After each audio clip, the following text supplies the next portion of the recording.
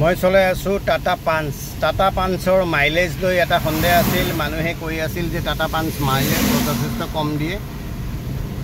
এয়া আপোনালোকে চাওক, আপোনালোক মই দেখুৱাইছোঁ, এয়া পাইছোঁ 23.3 কিলোমিটাৰ। মই গৈ আছোঁ অভয়াপুৰীৰ পৰা গোৱালপাৰা হৈ গুৱাহাটীলৈ। এতিয়ালৈকে মই 93 কিলোমিটাৰ এই ট্ৰিপটোত, আৰু মই যিমান পাৰোঁ যত্ন কৰিছোঁ যে যাতে RPMটো কম থাকে। গোৱালপাৰাৰ পৰা গুৱাহাটীলৈ যি ৰাস্তা হৈ আছে, হাইৱে বনাই আছে, জেগাই জেগাই মই বহুত কমকৈ চলাবলগীয়া হৈছিল, লাহে লাহে চলাবলগীয়া হৈছিল, কিন্তু মাইলেজ যথেষ্ট ভাল দেখুৱাইছে। টাটাৰ গাড়ী লৈ, বিশেষকৈ টাটা পাঞ্চখনক লৈ যিসকলে মাইলেজ কৈছিল যে হাইৱেত 12 দেখুৱায়, 13 দেখুৱায়, কিন্তু এয়া মই দেখুৱাই দিছোঁ 23.3 কিলোমিটাৰ।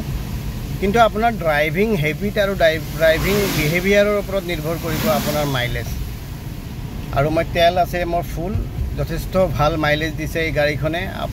অনায়াসে গাড়ীখন প্ৰিফাৰ কৰিব পাৰে। Tata Punch one of the best car in India মই ভাবোঁ, মোৰ মতে। আৰু যিহেতু ৰতন টাটাদেৱৰ গাড়ী, আপোনালোকে টাটা পাঞ্চখন প্ৰিফাৰ কৰিব, যথেষ্ট ভাল। ইয়াত চাওক 23.3 কিলোমিটাৰ। মই গাড়ী চলাই আছোঁ, বেছি সময় ভিডিঅ' আপোনালোকক দেখুৱালোঁ যে টাটা পাঞ্চে হাইৱেত কি ধৰণে মাইলেজ দিয়ে। 23.4 হৈ গ'ল। ইয়াত চাওক 23.4 মাইলেজ দেখুৱাইছে টাটা পাঞ্চ।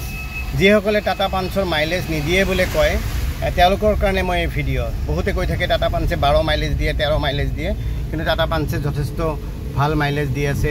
23.4, 23.3 তাৰ মাজতে হাইৱেত মাইলেজ পাই আছোঁ। কিন্তু মেইন কথা হ'ল গাড়ী কেনেকুৱাকৈ চলায়। আপোনাৰ গাড়ী চলোৱাৰ বিহেভিয়াৰৰ ওপৰত নিৰ্ভৰ কৰিব আপুনি মাইলেজ কিমান পাব, আৰু কিমান তেল থাকে টেংকিত, বা কি ধৰণৰ তেল ভৰোৱাই আপুনি। গোটেইখিনি যদি আপোনাৰ ছাৰ্ভিচিং ঠিকে ঠিকে হয়। মোৰ এতিয়ালৈকে এটাও ছাৰ্ভিচিং হোৱা নাই, মাত্ৰ এমাহ হ'ল মোৰ গাড়ী লোৱাৰ।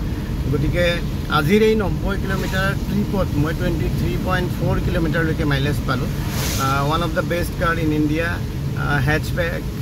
হেটচবেক, আৰু এইটো 5 ষ্টাৰ ৰেটিং থকা যথেষ্ট হেভি গাড়ী হয়। গতিকে আপোনালোকে ক্ষেত্ৰত টাটা পাঞ্চক লৈ যিসকলে আহে তেওঁলোকক কৈছোঁ 23.3, 23.4 আৰামছে এই গাড়ীখনত হাইৱেত পাব পাৰি।